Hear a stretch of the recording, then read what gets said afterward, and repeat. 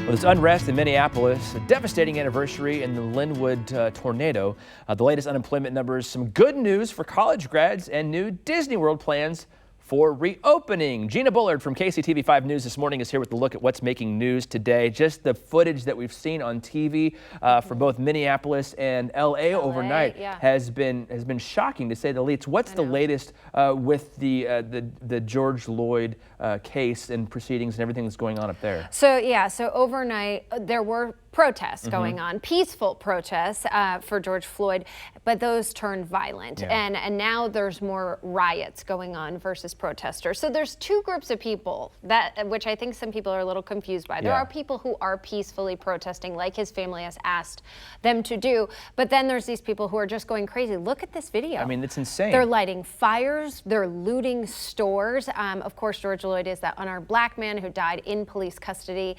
with a knee on his neck. It was just a terrible video to watch, just really traumatic.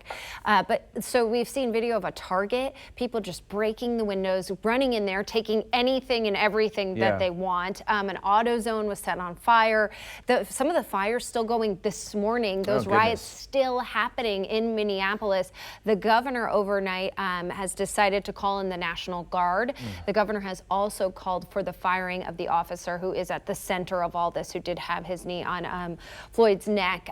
So that is the newest development from overnight. And those 4 officers were fired, They were correct? fired, but people want more done. Yeah, and how disappointing is it that, you know, there is that group that's peacefully protesting and trying to get things done, and then this other group that are just going off, running crazy, just doing whatever they want. It's very frustrating. Moving on to the next story. Today is the year anniversary of the Linwood tornado. We live in the western edge of Wyandotte County. I remember this day because we had the kids in the basement, and we could hear it outside as we were just waiting for it, you know, and bless the folks in Linwood too. I know, it was just a wild 48 hours. I think all of us here will never forget that day. Our Storm Track 5 meteorologists were tracking that storm for hours. It was just such an intense situation. And despite all that damage that we saw, which was just, I mean, it wreaked havoc in multiple communities, no one was killed. And that was kind of the incredible silver lining of all of this. But people's lives were absolutely destroyed.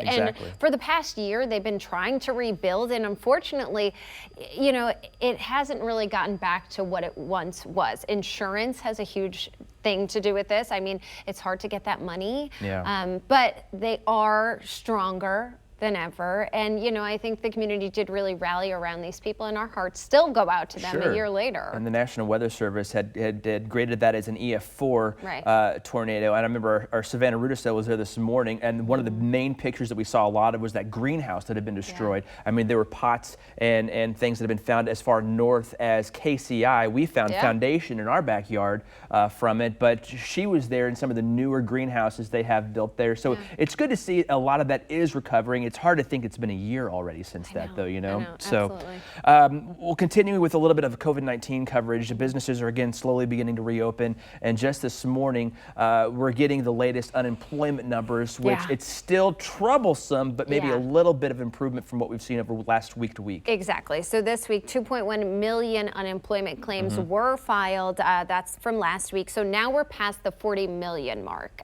which is a lot. It's a lot. That's 1 in every 4 Americans are without a job right now. I mean, insane. Let that sink in. 1 in 4. This is the 8th week in a row, though, that the claims have dipped. So again, that is some good news. Also, experts are saying these probably aren't new layoffs that just came last week. It's because everybody's been so bogged down. The states are just so trying to catch up that a lot of these claims are probably from previous weeks. So we will probably see that number continue to trickle down. At least we hope. And that's good. Hopefully. I mean, that's just, again, that number is just astronomical. When you say 1 in 4 Americans are unemployed due to this pandemic, it's mind-boggling. Graduations, we've talked about this quite a bit.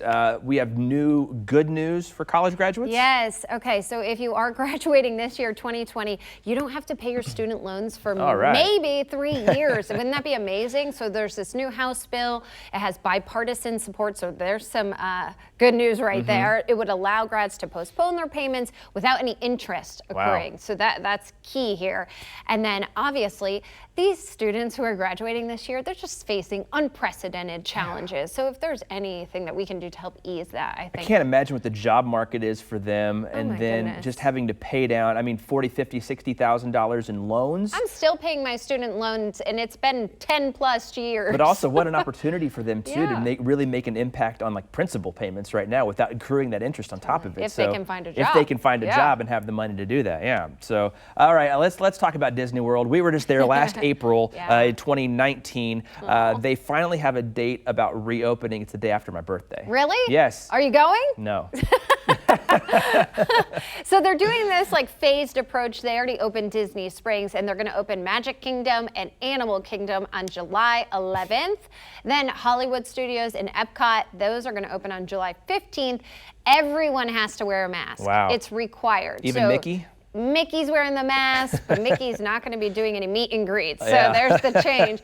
Also, there's going to be temperature checks for everyone as soon as you come in. And then, of course, they're going to be doing social distancing. There's going to be barriers put up. Also, we know a lot of people love the food at Disney World. They've been sneaking out some of those recipes during this time, and everyone goes crazy for them. But it's going to be mobile ordering if you do want food. So you're not going to be waiting in big lines. And that's something they've done windows. already. You know, if we use the app a handful of times. The other thing I can think of about is waiting in line. I mean, talking about the Magic Kingdom and some of the other, we waited in line for hours. Hours. Next to people. Imagine how long they're going to be now, 6 feet apart. Exactly. Gina Bullard from KCTV5 News this morning. We appreciate your time as always. Thank you very much.